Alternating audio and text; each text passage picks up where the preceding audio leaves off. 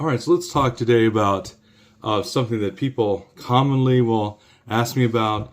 They'll again say, how can I get as good as I can, as quick as possible, and all these things. And so, with Idaho art classes, where we teach classical drawing and painting, what that means is that we are teaching principles and approaches and exercises and different ways of thinking that have been passed down for hundreds of years.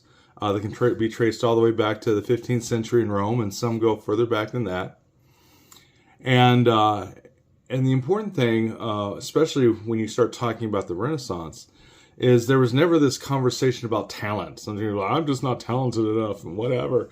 But there wasn't that conversation back then. Art was just really seen as any sort of craft where you went, you learned, you did, and there was nothing special about it. There was nothing, magical or anything like that. You went, you trained, and you did. And so that's what we do in the art classes. And the biggest part, there's so much information in the world today, with so many different mediums and videos and different things like that. Sometimes people can have a hard time trying to get a well-rounded education or foundation for their art. And so what we do at Idaho Art Classes, we teach the three fundamental columns, as some people will call them, or foundation, and that is that your classic foundations of drawing and painting are still life, landscape, and figurative. And that includes portraiture and things like that. And then, of course, you can break those down into subsets. From portraiture, you can get into, and anatomy and things like that. You can get into drawing animals and animal portraits and pet portraits and baby animal portraits. And, there's all these little subsets of stuff, cartooning and other things. And so with those three principles, we share that with the students, and that will help give them that foundation.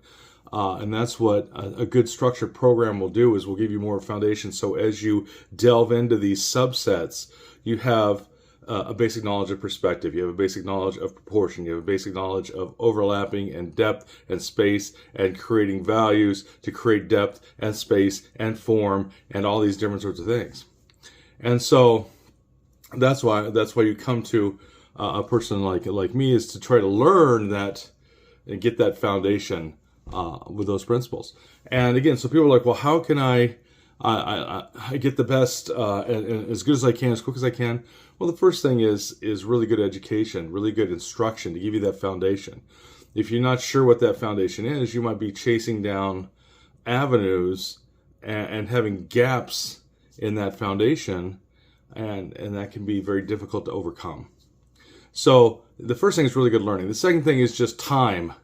Everyone wants a workaround. Everyone wants the secret sauce. Everyone wants this, this life hack or whatever. And, most people are just so busy that they want to believe that there's this thing that nobody knows out there that will instantly turn them in, or very quickly turn them into this very experienced, seasoned, high-level artist.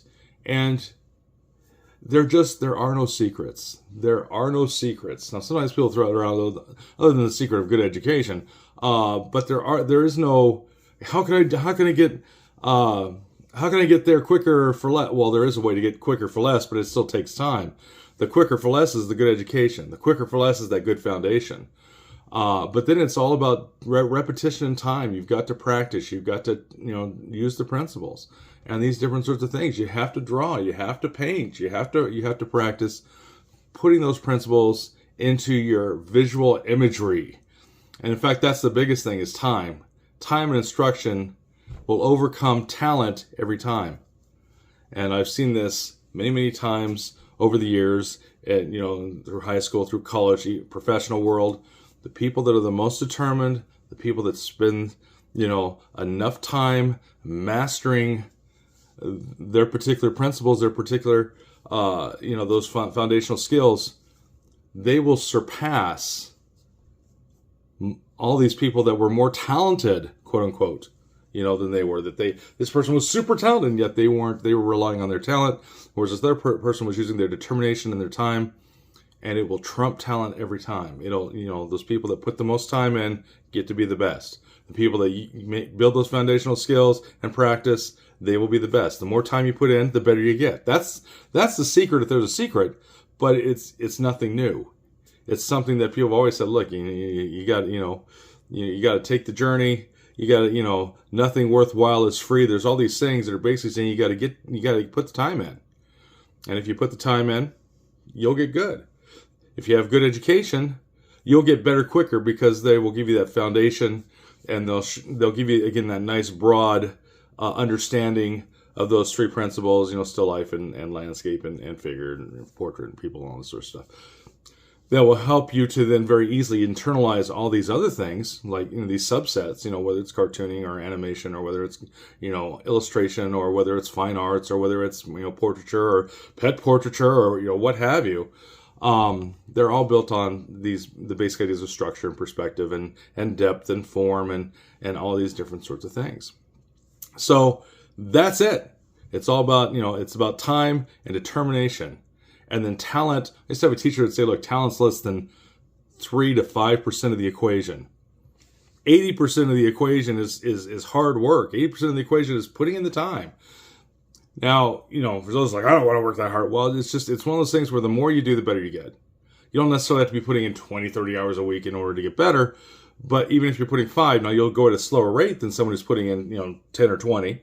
But if all you got is 2 or 3 or 4 hours, a week, well, that's what you put into it. And if you're consistent, you will improve. And if you quit doing it, you will stop your improvement. And if time goes by, you will start to go down. It's really that whole thing of always being, going ahead and being consistent. Keep up the practicing.